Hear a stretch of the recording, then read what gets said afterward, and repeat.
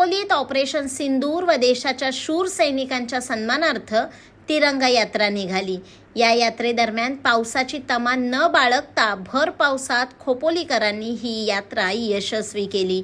पहलगाम हल्ल्यात निष्पाप नागरिकांचा बळी दहशतवाद्यांनी घेतल्यानंतर त्याचा बदला घेण्यासाठी भारत सरकारने ऑपरेशन सिंदूर राबवले। पाकिस्तानमध्ये असणारे दहशतवाद्यांचे अड्डे नष्ट केले व त्यांना सपोर्ट करणाऱ्या पाकिस्तानलाही धडा शिकवला। त्यानंतर देशभरात नागरिकांनी शूर सैनिकांच्या सन्मानार्थ तिरंगा यात्रा काढल्या। खोपोलीत ही तिरंगा यात्रा काढण्यात आली। या यात्रेदरम्यान पावसानेही हजेरी लावली, पण भर पावसात सदर यात्रा खोपोलीकरांनी यशस्वीरित्या पार पाडली। आपण या ठिकाणी भर पावसामध्ये आपल्या सीमेवर लढणाऱ्या सैनिकांचं मनोबल वाढवण्यासाठी या ठिकाणी सर्वजण भर पावसामध्ये उभं राहून आपण त्यांना धीर देण्यासाठी, त्यांचा हौसला वाढवण्यासाठी, त्याच्यासाठी म्हणून पूर्ण देशभरामध्ये अशा प्रकारच्या तिरंगा पदयात्रेचं आयोजन हे करण्यात आलेलं आहे। ज्या वेळेला पाकिस्तान धार्जिण्या दहशतवाद्यांनी आपल्या पर्यटकांना गोळ्या मारल्या, ठार केलं, त्याच्यानंतर भारतीय सैनिकांनी जे काही पराक्रम केलेला आहे, जो पराक्रम केला त्या पराक्रमाला सलाम करण्यासाठी आपण सगळेजण या ठिकाणी उपस्थित आहोत। आपल्या सगळ्यांना गर्व आहे, अभिमान आहे आपल्या सैनिकांचा।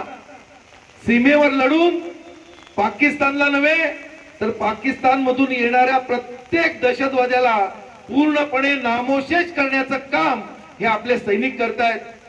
सगळ्यांना माहिती आहे त्या ठिकाणी आपल्या सगळ्या पर्यटकांना धर्म विचारून मारलं गेलं, सगळ्या हिंदू बांधवांची हत्या केली।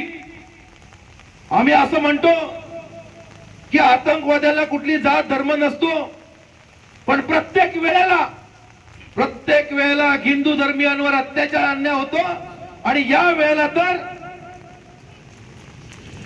वेळेला तर संपूर्ण जगाने बघितलं की विचारून आप हिंदू आहे क्या असं म्हणून गोळ्या झालेल्या आहेत। आणि त्याचा सगळ्याचा फक्त निषेध नाही तर माननीय पंतप्रधान नरेंद्रजी मोदी साहेबांच्या नेतृत्वाखाली पूर्णपणे भारतीय सैनिकांनी पूर्णपणे पाकिस्तानच्या बॉर्डर पर्यंत जाऊन नव्हे तर पाकिस्तान मध्ये 100-150 किलोमीटर आतमध्ये घुसून आपल्या सैनिकांनी हल्ला केलेला आहे। दहशतवादी जिथे पिकतात, जिथे उगवतात, दहशतवाद्यांना ट्रेनिंग दिली जाते। असेच नुसते अड्डे उद्ध्वस्त केले नाहीत तर पाकिस्तान मधला एअरबेसचे कॅम्प असतील, बाकी त्यांचे सगळे कॅम्प असतील, हे उद्ध्वस्त करण्याचं काम सुद्धा आपल्या लष्कराने केलेलं आहे। आंतरराष्ट्रीय सीमेच्या आत 150 किलोमीटर जाऊन आपण हल्ला केलेला आहे। आणि त्याच्यामुळे तो जो हल्ला केलाय तो हल्ला हा पाकिस्तानचा पूर्णपणे आपली विमानं कुठून येत आहेत, काय हल्ला करतात हे काही समजलं नाही।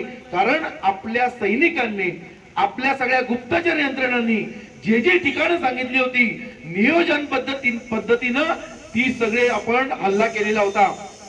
याच्या आधी सुद्धा पाकिस्तान मधून दहशतवादी यायचे आणि कुठेतरी गोळीबार करायचे, हल्ला करायचे।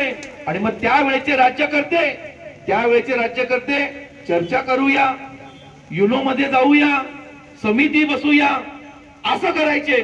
पण या वेळेला देशाचे पंतप्रधान म्हणून कणखर मनाचा पंतप्रधान माननीय नरेंद्र मोदीजींच्या नेतृत्वाखाली आपल्याला लाभलेला आहे। त्याच्यामुळे नरेंद्र मोदीजींचं नेतृत्व हे देशाला लाभलेलं आहे। आणि त्याच्यामुळे पाकिस्तानला 3-4 दिवशी आपण गुडघे टेपायला लावले।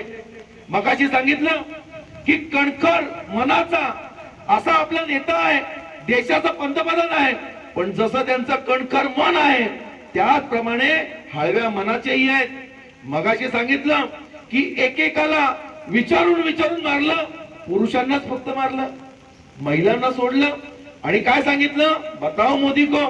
मोदीजींनी दुसऱ्या दिवशी सांगितलं, ज्या प्रकारे तुम्ही हिरो तुम्ही लोक सर्व आहात हे मला आवर्जून या ठिकाणी सांगावंसं वाटतंय. भारत माता की सैन्य सीमेवर लढत आहे, पण सैन्याला रसद पुरवणारी वेगळी संस्था, सैन्यांना दारुगोळा पुरवणारे, सैन्यांना अन्न आणि सैन्यांना पेट्रोल वगैरे पुरवणारी जी वेगळी टीम आहे, ती सुद्धा टीम कार्यरत असेल. त्यांचाही मोठा वाटा या विजयामध्ये आहे. त्यानंतर ज्यावेळेस युद्धजन्य परिस्थिती निर्माण होते, देशामध्ये आपोआप आणीबाणीसारखी परिस्थिती निर्माण होते, त्यावेळेस स्थानिक पोलीस, स्थानिक वेगवेगळ्या सामाजिक संस्था यांचंही योगदान मोठ्या प्रमाणात या ठिकाणी आहे. आणि हा विजय केवळ सेनेचा नसून आपल्या सर्व भारतीयांचा विजय आहे, हे आपण आवर्जून लक्षात असून द्यावा. हा तुमचा विजय आहे, हा आमचा विजय आहे, हा सर्वांचा विजय आहे. भारत माता की ही लढाई देशासाठी होती. सैनिकांचं कर्तव्य आहे की देशाचं रक्षण करणं. ही लढाई जी आता जी झाली, ही ग्राउंड लेवलचं युद्ध नव्हतं, हे हवेतून हवेत झालेलं युद्ध होतं. आपण पाकिस्तानची भूमी ओलांडलेली नाही. पाकिस्तानमध्ये आपलं कुठलंही हवाई जहाज किंवा कुठलंही फायटर गेलेलं नाही. आपल्या हद्दीतून आपण पाकिस्तानचे आतंकवादी हल्ले उद्ध्वस्त केलेले, आतंकवादी ठिकाणं उद्ध्वस्त करून कंबरडं मोडलेलं आहे. या हल्ल्याचा परिणाम मित्रांनो असा झाला की जी महाशक्ती आपण जगात म्हणतो, त्या महाशक्तीला दखल घ्यावी लागली की भारताने 10 दिवसामध्ये 3 दिवसामध्ये जी शक्ती दाखवली. जर याचा विपर्यास जर वाढला तर भारत काय करेल याची भीती त्यांना वाटली. आणि तिसऱ्या शक्तीने कुठल्याही प्रकारचा विचार न करता त्यांनी आपल्यावर दबाव आणला. दबाव आणण्यापेक्षा प्रेमाने सांगितले की सीज फायर करा, युद्धविराम करा. आपण युद्धविराम त्यांच्या विनंतीला मान देऊन केलेला आहे. हा युद्धविराम होताना कुठलाही करार झाला नसला तरी करारा जबाब मात्र आपण दिलेला आहे. आणि हा आपला विजय आहे. हा विजय असाच राहण्यासाठी बंधू भगिनींना मी विनंती